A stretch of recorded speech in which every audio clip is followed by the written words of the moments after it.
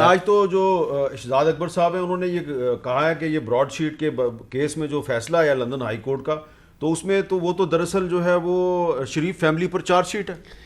Chargesheet कोई भी हो मीर साहब, इवन उसी फैसले में 8 शरीफ फैमिली के लोगों को इन्वेस्टिगेट किया गया और हाई कोर्ट ने लिखा कि उसमें कुछ नहीं निकला। अच्छा, कुछ नहीं निकला। अब देखें, प्रिज्यूम कर लेना ये प्रॉपर्टी चोरी के पैसों से है, ऐसा नहीं हो सकता। आपने प्रूफ करना है कि ये पैसे किकबैक्स, करप्शन और मनी लॉन्ड्रिंग के जरिए बाहर गए, जिसके तहत उन्होंने प्रॉपर्टीज ली। ये इतना इजी नहीं था। और अभी भी क्योंकि ब्रॉडशीट का इतना कोई बंदा बैकग्राउंड जानने के लिए तैयार नहीं है, वो शख्स कन्विक्टेड है, जेल में भी रहा है, उसका कोई प्रोमिनेंट। मुसावी साहब जो है मुसावी साहब convicted हैं, जेल में रहे हैं। जेल में रहे हैं। क्यों क्यों? वो उन पे 2 केसेस थे, हाँ। जिसमें एक में उनको कंटेम्प्ट ऑफ कोर्ट में भी सजा हुई, उसमें भी वो जेल गए। अभी भी जो ब्रॉडशीट है वो लिक्विडेशन में चली गई, और ये जो पैसे हमारी गवर्नमेंट ने पे किए ये लिक्विडेशन बोर्ड के पास गए हैं, ब्रॉडशीट के पास नहीं गए ना। ब्रॉडशीट ने सारों के पैसे देने थे, केमन आइलैंड में लिक्विडेशन के पास ये पैसे गए हैं। सबको जब पेमेंट हो जाएगी, अगर उसमें कुछ बचा तो फिर ये मुसावी साहब को मिलेगा, अदरवाइज नहीं मिलेगा। अच्छा, अब इसमें मोहसिन शाहनवाज रांझा साहब ये बताएं कि आपने दोनों की बात सुनी है, फरक हबीब साहब की भी और मोहसिन बेग साहब की भी।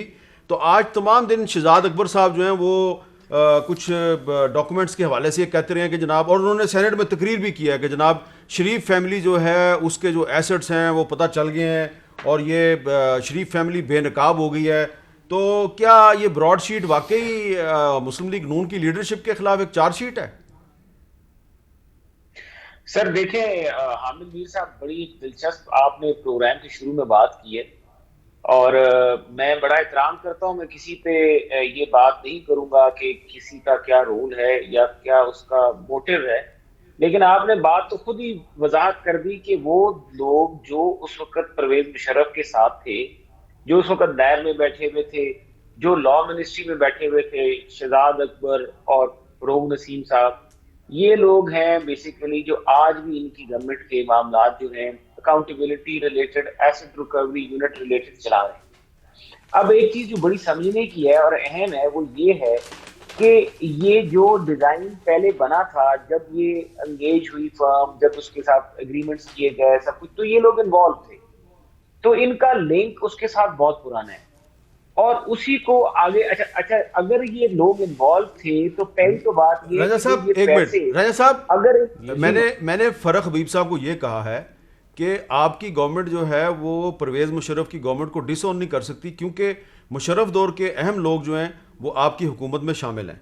लेकिन अगर आप टाइमिंग पे जाएंगे, मेरे पास एग्रीमेंट मौजूद है जो ब्रॉडशीट के और नैब के दरमियान, यानी कि हुकूमत पाकिस्तान और ब्रॉडशीट के दरमियान हुआ है।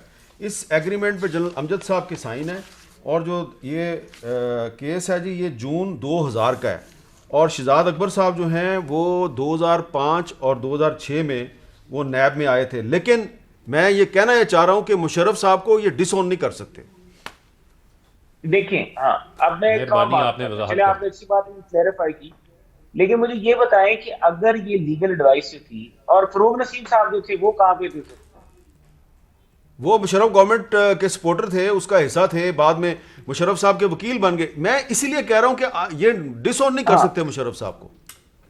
तो मैं ये बात कर रहा हूं। देखिए, अब मैं आपसे एक सवाल करता हूं। देखिए, मेरा सवाल आपसे ये है कि क्या इस डॉक्यूमेंट्स में, ये जो मेरे पास डॉक्यूमेंट है लंदन हाई कोर्ट की, इसमें इसकी बुनियाद पे जो शहजाद अकबर साहब कह रहे हैं कि ये शरीफ फैमिली के खिलाफ चार्जशीट है, ये बात दुरुस्त है या नहीं दुरुस्त?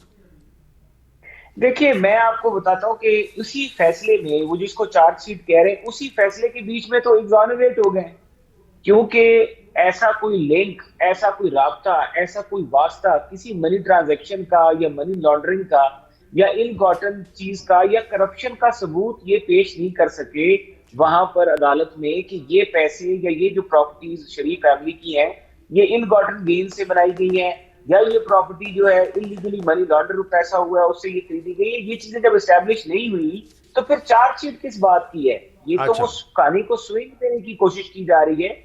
और सबसे अहम चीज ये है कि ये जो विच हंट है या जो वाइल्ड गूज चेस करते हैं जाके ऐसे एसेट्स के पीछे और ऐसी कंपनीज को हायर करते हैं, हमें हमेशा से, अब आई एम अ लॉयर, हमें पता होता है कि हम पहले जाके देखते हैं कि लॉ ऑफ द लैंड क्या है। ठीक है। अगर लॉ ऑफ द लैंड के हमारे पास कोई रेमेडी अवेलेबल है, आप मुझे बताएं कि अगर मैंने इस वक्त मलेशिया से पैसे पाकिस्तान में उनको दोबारा से वापस करना है, रिपैट्रिएट कराने हैं, या मैंने वो पैसे इधर से दुबई से कराने, तो वहां पे एक पूरी लीगल रजीम है जिसमें से मुझे गुजर के पैसे पाकिस्तान लाना अच्छा पड़ेंगे। मोहसिन और शाहनवाज अगर राजा साहब, आप सारी बात, आप वकील हैं, आप बड़ी मुहतात गुफ्तगू करते हैं, लेकिन ऐसा लगता है कि मोहसिन बेग साहब के पास ज़्यादा इन्फॉर्मेशन है इस मामले पे, बाकी सहाफ़ियों के पास ज़्यादा इन्फॉर्मेशन है, मुस्लिम लीग नून जो है वो उसके पास ज़्यादा इन्फॉर्मेशन नहीं है, लेकिन आप डिफेंड किए जा रहे हैं।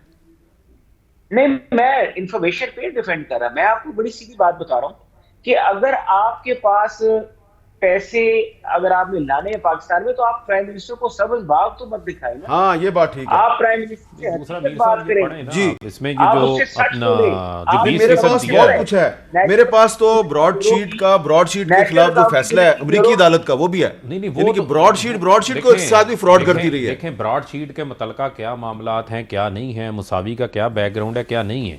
लेकिन आज अगर आप जो हकीकत चीज़ है कि लंदन की अदालत ने जो ब्रॉडशीट है या कवे मुसावी का बैकग्राउंड नहीं देखा, ये नहीं देखा कि उसने क्या अपना इसका जेल हुई है या नहीं हुई, उन्होंने ये देखा कि इसका एक मायदा हुआ था, ठीक है, उस माहदे के अंदर कुछ बॉन्डिंग थी आपके ऊपर कि वो रिवर्स नहीं हो सकता था कॉन्ट्रैक्ट, जिसको उन्होंने देखा। अब उसी में ये आ रहा है कि 7.3 मिलियन की जो सेटलमेंट शहबाज शरीफ करके गए थे नैब के साथ, उसका भी उसने 20% क्लेम डाला हुआ है। जो 160 मिलियन डॉलर हाईवेज की किकबैक से इनके खाते की, उसका भी क्लेम डाला हुआ इसका है। जवाब देना उसका जवाब दे नहीं राजा रहे। साहब, इसका इधर-उधर जवाब कमाई दें। जा रहे हैं। ये मैं कह रहा हूं, इसका जवाब दें कि ये सेटलमेंट। देखिए मेरी बात सुने, क्लेम तो मैं डाल दूंगा कि मेरे पैसे देने हैं इसने, अपना मेरे भाई ने, ये जो है अपना फरूक हबीब साहब, मेरे क्लेम से क्या फर्क पड़ता है। अच्छा, बात तो भाई है ये कि क्लेम मेरा उसका एक्सेप्ट अदालत किया ना लंदन की अदालत ने, क्या हो गया इनको? अच्छा चले, एक मिनट भाई, आप एक मिनट राजा साहब एक मिनट, मोहसिन बेग साहब आप बताएं एक मिनट। मोहसिन बेग साहब है ना गैर जानबदार आदमी, ना थर्ड पार्टी हैं, ना मुस्लिम लीग नून के साथ हैं, इमरान खान साहब के साथ बड़ा करीबी ताल्लुक रहा है, लेकिन आजकल इंडिपेंडेंट गुफ्तगू करते हैं। आप बताएं इन दोनों में से कौन ठीक है? बेसिकली मीर साहब जो भी उन्होंने क्लेम डाले उसके वो प्रूफ नहीं दे सके, मुसावी साहब नहीं दे सकते। वो बिल्कुल नहीं दे सके। और ये कहना कि जी अगर देखें उस केस को पूरा पढ़ लीजिए, अगर तो मुसावी साहब ने बैंक किया है हमारे जो JIT सुप्रीम कोर्ट में जमा हुई थी रिपोर्ट उसके ऊपर, जिसमें खोसा साहब को ब्रॉडशीट ने यहाँ लॉयर किया खोसा साहब को और कहा कि वो फैसला जो वॉल्यूम 10 है वो मिल जाए, और वो प्रूफ वो लंदन हाई कोर्ट को देना चाहता था। उसके पास प्रूफ नहीं है। देखिए उन्होंने 1 बिलियन की बात की, सिंगापुर अकाउंट की बात की, लेकिन कहना और बात है, जब तक आप प्रूफ नहीं आज दे दें प्रूफ। आपके ख्याल में ये जो ब्रॉडशीट केस है मैं एक बात कहना ये मुस्लिम लीग नून के खिलाफ नया पनामा केस है, बिल्कुल या नहीं। फॉरेन फंडिंग केस जो है वो तहरीक इंसाफ के खिलाफ देखिए पनामा केस है? फॉरेन फंडिंग केस में मीर साहब मैं समझता हूं कि उसमें तहरीक इंसाफ के लिए रिस्क है। अच्छा। अगर वो प्रॉपरली फैसला आ गया तो इनके लिए बहुत से मुश्किलात खड़ी हो जाएंगी। गो कि उसको मनूवर किया जा रहा है, कुछ और हल्के भी चाह रहे हैं कि वो केस किसी तरीके से मनूवर हो, उसका फैसला मनूवर हो जाए। लेकिन जहां तक ब्रॉडशीट के और मुसावी साहब के टॉल क्लेम्स हैं उसके पीछे कोई प्रूफ नहीं है।